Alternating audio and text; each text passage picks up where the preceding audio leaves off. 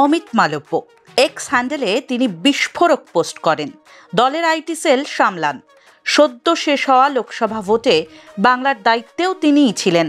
তবে এবার তাঁর রাজনৈতিক জীবনকে হিমঘরে পাঠাতে চলেছে বিজেপি, এমনই খবর শোনা যাচ্ছে নানা মহলে। বাংলায় এবারেও বিজেপির আশা ভঙ্গ হয়েছে, আসন বাড়ার বদলে কমে গিয়েছে। এতেই দলের রোষে পড়েছেন মালব্য। কেবল তাই নয়, ভোটের ফল বেরোনোর পর বিস্ফোরক অভিযোগ সামনে এসেছে অমিত মালব্যের বিরুদ্ধে। বিজেপির প্রাক্তন রাজ্য সভাপতি রাহুল সিনহার ভাই আরএসএস নেতা শান্তনু সিনহা অমিত মালব্যের বিরুদ্ধে কামিনী তত্ত্ব খাড়া করেছেন।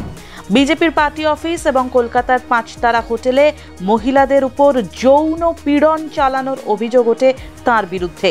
বিজেপি তা ধামা চাপা দিলেও শীঘ্রই অমিত মালব্যকে আইটি সেলের প্রধানের পদ থেকে সরিয়ে দেওয়া হতে পারে। ফলো করুন দৃষ্টিভঙ্গির টুইটার, ইনস্টাগ্রাম, ফেসবুক, সাবস্ক্রাইব করে দিন ইউটিউব চ্যানেলটি।